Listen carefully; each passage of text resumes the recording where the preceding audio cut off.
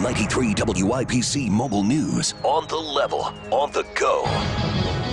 Making sure they're heard. With your Alexa Flash Briefing, I'm Kurt Darling. Hair salon owners in Marion County protesting on the steps of the State House today, demanding they be allowed to reopen their salons. Mayor Joe Hogsett says salons must stay closed at least until June 1st because of the coronavirus pandemic. The county is letting restaurants reopen to outdoor seating only this Friday. First, we'll be temporarily closing 5 sections of roadway, allowing restaurants to extend outdoor dining areas. Hogsett says the closures will include parts of Mass Ave, Broad Ripple Avenue, Illinois Street, Georgia Street, and the southern portion of Monument Circle. You can see a map of it at WIBC.com. The vice president is done self-isolating and is back at work. Fox's Eben Brown. Vice President Mike Pence flies to Orlando today and at some point is scheduled to visit a nursing home in the Central Florida area, bringing with him one of the first large deliveries from FEMA to a long-term care facility of masks, gloves, and gowns.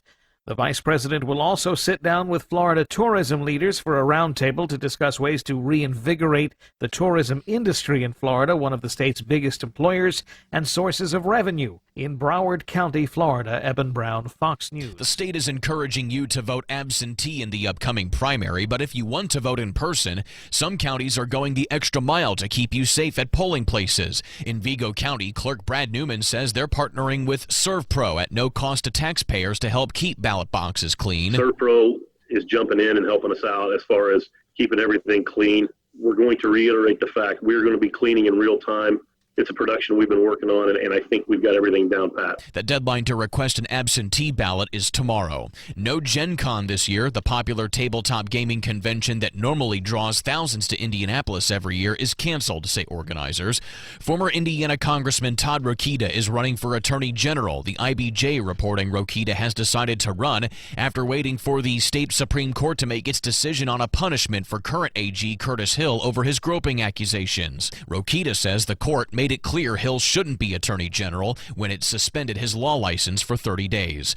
A former Planned Parenthood executive has died. Stan Lear reports. While she was busy changing the world for the better, to her son she was just mom, they say, announcing the death of Betty Cochran, former CEO of Planned Parenthood of Indiana and Kentucky and former Indiana State Budget Director.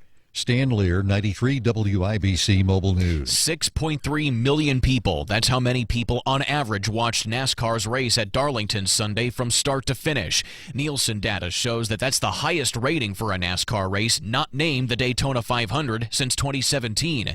It also shows the race drew in more Americans than the final 2 parts of The Last Dance, which aired on ESPN. The race was NASCAR's first race out of a coronavirus stoppage. They'll be back on the track tonight at Darlington at 6 Eastern. WIBC's flash briefings are updated throughout the day, so you can always check for the latest local news. You can also rejoin us in the car at 93.1 FM to stay on top of the latest traffic alerts, weather, and news. I'm Kurt Darling, on the level, on the go, and on Twitter at 93 WIBC and WIBC.com.